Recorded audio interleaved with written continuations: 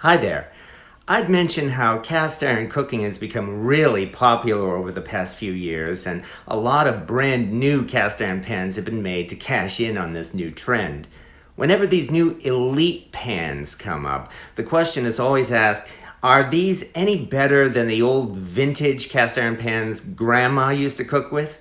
So, the best way to see is to compare one of these new modern pans to a vintage cast iron skillet and see what happens.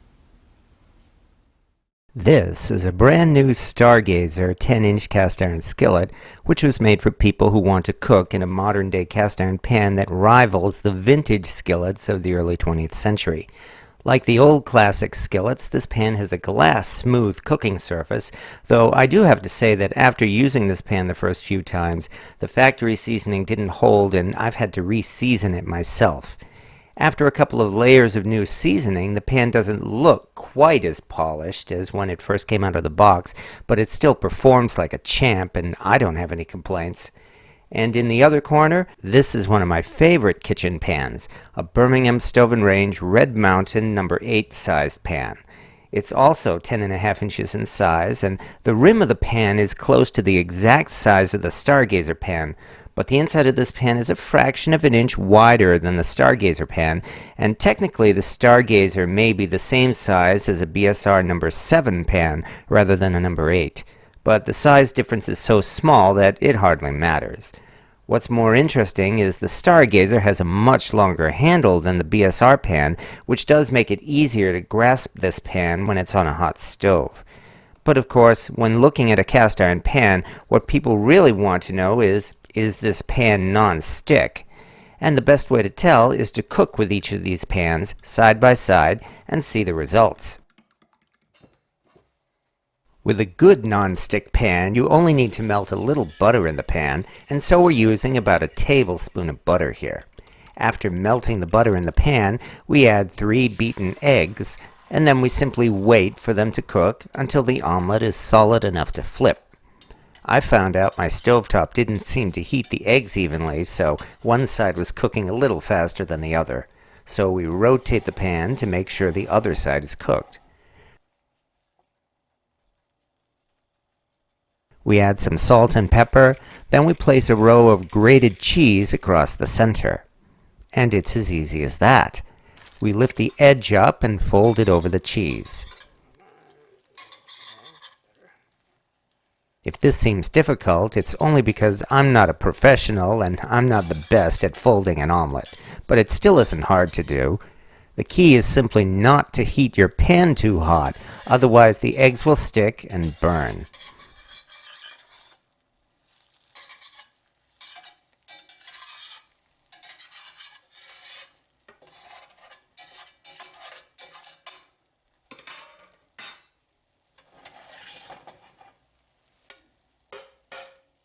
And the Stargazer pan delivers an easy omelet with no sticking. And now for the BS&R skillet. We're treating this exactly the same way we used the Stargazer, preheating the pan and melting 1 tablespoon of butter. And just like before, we add our eggs and we wait. And also just as before, one side cooked a little faster, which proves the problem isn't with the pan, but rather with my stovetop.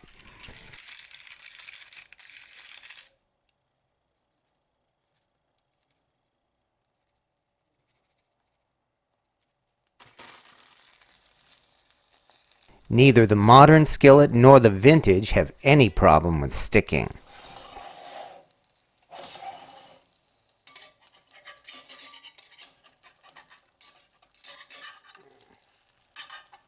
Well, as soon as we the second side, I mess up. Oops, oh well. That, of course, is my own fault, not the pan's.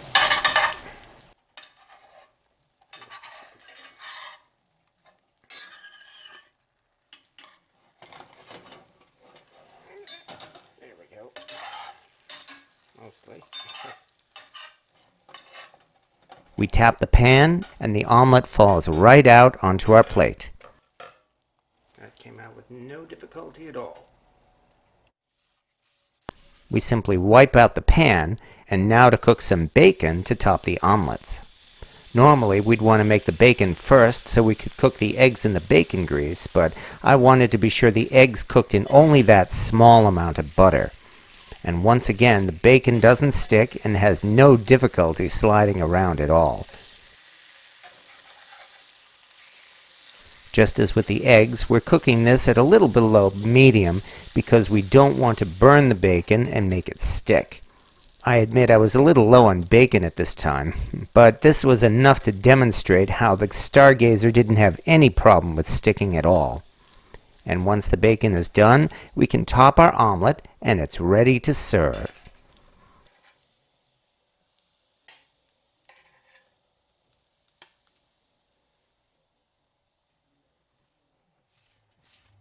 And once again, we do the same with the BS&R pan. We're not washing it out, just giving it an easy wipe. And that's all we need to cook some bacon.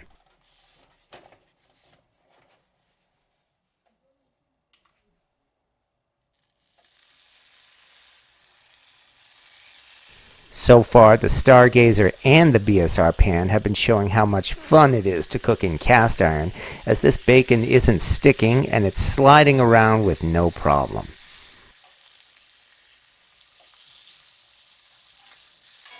Even though there's only a little bacon here, we'd use the exact same method to cook a larger amount of this pan. Just gently heat it to render the fat and flip every couple of minutes or so.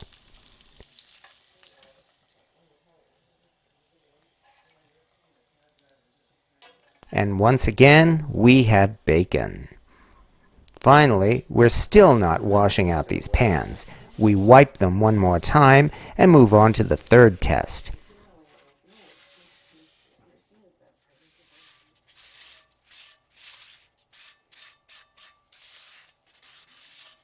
This time we're preheating the pans in the oven so we can use them to bake some cornbread.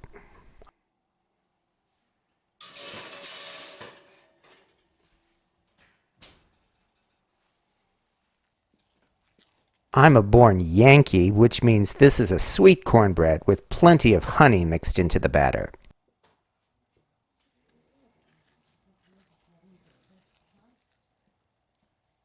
And once the batter is ready, we take the hot pans out of the oven and add some corn oil. Some folks use lard or bacon grease, but I've had the best luck using corn oil when making cornbread.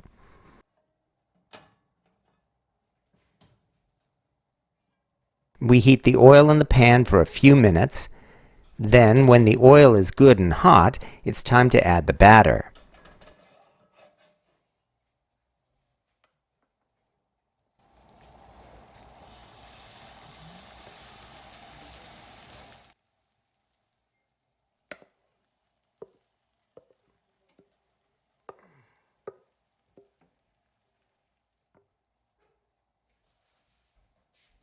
And now the pans go back into the oven to bake for 25 minutes.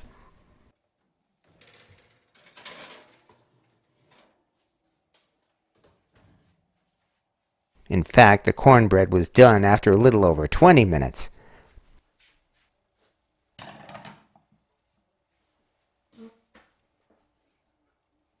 Both of these look exactly the same, regardless of whether the pan was modern or vintage.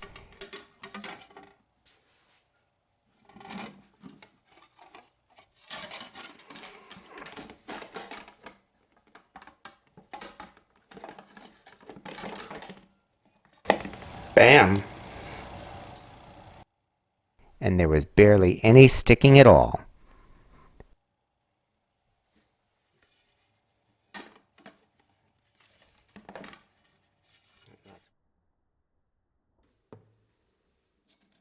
And once again, the BS&R pan performs exactly the same.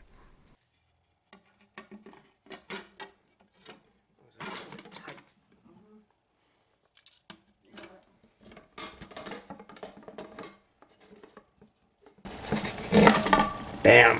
No. Also, non-stick. If anything, it looks just a tiny bit more non-stick than the other one.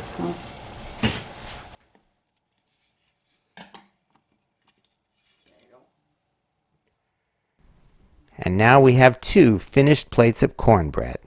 Can you tell which one was baked in the BS&R and which one was baked in the Stargazer? I certainly can't.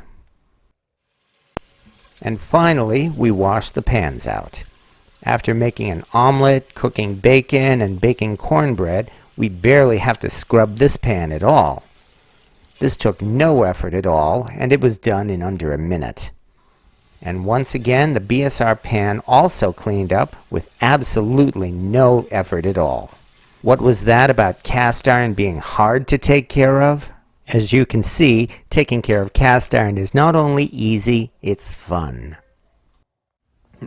So, I'm sorry I can't say one of these pans kicks butt over the other, because that's not the case. It may be a cop-out to call it a tie and to say both of these pans cook as good as you could want, but of course that's what Stargazer wanted when they designed this. They wanted a pan that would perform in the kitchen as well as your great-grandmother's cast iron skillet, and for this they've certainly delivered. But the question, of course, is, would that justify the high cost of a Stargazer pan when you can find a vintage BS&R pan for a fraction of that price? Well, BS&R pans are out there, and they're really not that hard to find. But if you're not lucky enough to inherit one from your family, then you may end up paying more for a vintage pan than you may think. The way I see it, investing in a fancy elite pan like the Stargazer is the same as getting an expensive Le Creuset pan or a Schoen or Henkel's knife when you could get a Dexter knife or a Victorinox. This is the kind of pan we'd get as a Christmas present or for a wedding or special occasion. There are other reasons for getting fancy high-priced cookware, and if you don't think it's worth it, well, you don't have to get it. But best of all, you know that whichever of these you use, they're certain to work great in your kitchen for the rest of your life. So, as far as comparing the Stargazer and a vintage cast iron skillet, yes, they're both winners. I'm enjoying both of these, and I'm not regretting the Stargazer pan at all. And if you're fortunate enough to get one of these, neither will you. I hope you've enjoyed this, and thank you for watching.